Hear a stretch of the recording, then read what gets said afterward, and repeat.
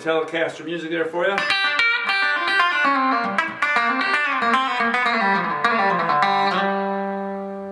This is an American Deluxe Telecaster, top of the line. It has a contoured body. This is called a beveled contour to mold the shape of your body. It feels nice and comfortable, unlike a standard Telecaster that still has this edge that goes all the way around like that. It sort of hits you there. This is feeling really nice. So, has a bolt-on maple neck. This is a rosewood stringer back there. I guess they cut the wood like that, put the truss rod in it, and they put that rosewood stringer in there to cover up their hole or their channel. Because this is a maple neck. See, it's got a solid maple neck. There was a Telecaster that had a maple fretboard. They used to call that a slab neck, right? Where they actually had a piece of maple that was laminated to maple so they could put the truss rod in the middle. But this one is cut out through the back, right? So they could put that metal rod in there, that metal truss rod, and then they fill it by putting in that rosewood stringer, if you're interested. It has solid cast machine heads, I guess they call them that. They're kind of like a Grover or Schaller design, and they have the Fender logo in each plate on the back. By the way, these are a different height. The post coming out of the E and the A string is taller than back here between the E and the G. They're shorter down there. Why? I think so you can get more wraps with these thicker strings. I myself like to have the pitch angle of the string actually going as sharply down as possible, so I'd have to put a lot of wraps on this E and this A to get the angle cutting down to the guitar, because it gives a nice solid tone when the strings have a nice pitch angle like that. That's why they put this string tree or string guide on there, to make sure that the E and the B string have a nice angle like that, you know. Telecasters are popular, especially with guitarists like Jerry Donahue. He likes to put his fingers back behind the nut and actually do bends from back there. So here's an E minor chord with a bent G string for happening. I noticed Doyle Dykes doing some of that with an acoustic guitar. For an A chord, what would you do? Anyway, for me it just makes the guitar go out of tune, right? This has got abalone dots, and these are fairly large frets on here. Fender used to put real small frets on their Telecasters, but if you really want to bend notes and make it seem easier, I mean, it's much easier to bend a string with frets that are higher, taller, so to speak, higher above the fretboard. That way you're not digging your fingers into the wood, you're just pushing that string right against the metal.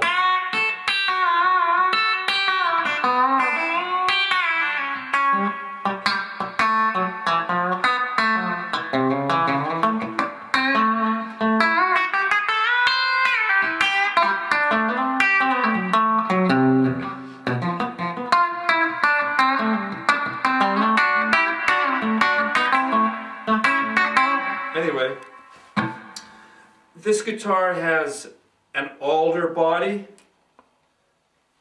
medium light wood. Alder's a very popular wood, and I used the word tone wood on one of my other reviews, and that's what people who make guitars call the various woods that they select. And I know it has something to do with the sound of the guitar, because I had a Telecaster with a spruce body and it sounded terrible. So that wasn't a good tone for my guitar. So, call it whatever you want, but makers of guitars call these tone woods.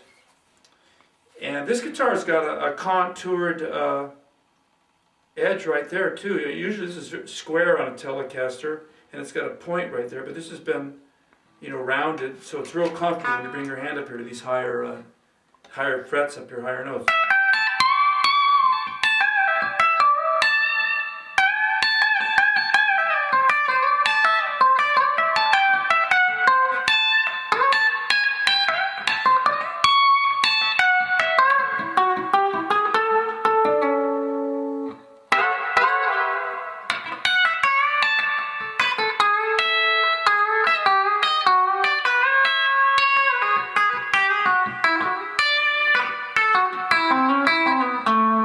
Anyway, nothing like a Telecaster. A lot of fun to play.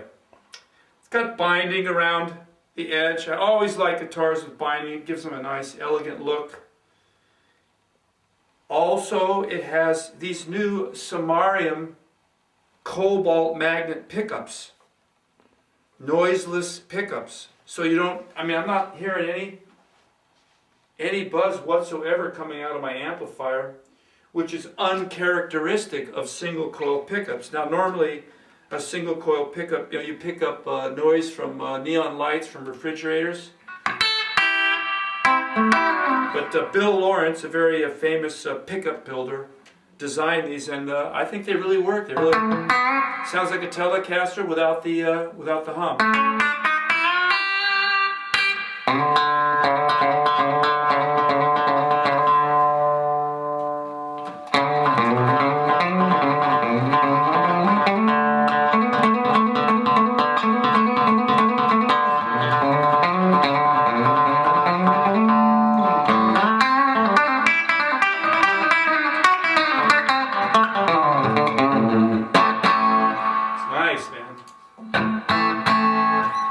Okay, what else about this guitar? This is a custom or a deluxe Telecaster bridge, and these are brass bridge pieces that have chrome over them. So, brass has been acknowledged as a very good material to use on electric instruments.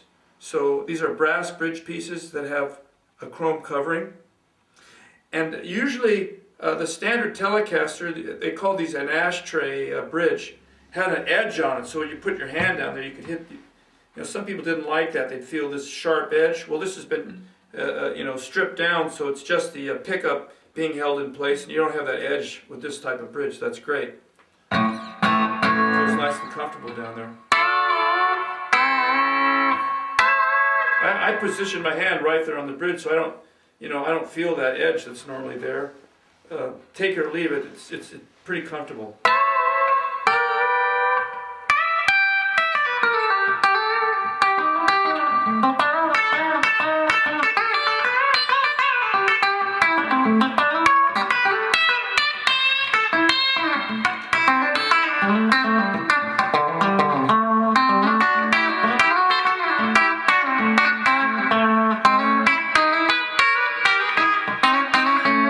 Anyway, what else about this guitar is interesting? Oh, it's got this S button on here, S1 button for switching, right? When you're in the middle position and that button is up, you have parallel wiring inside, which is your standard sound that you would normally get in that position out of a Tele. But if you push that button, it puts the two pickups in series, which gives you a humbucking sound like you get on a Gibson guitar.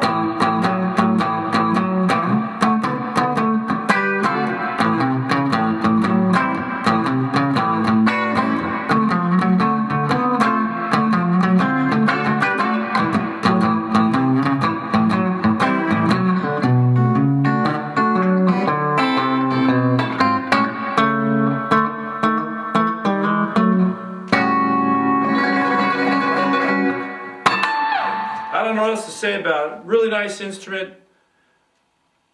Can't go wrong with a good old Fender Telecaster, and this one's got some nice features that add to the classic design of this instrument. So thank you very much, Leo Fender.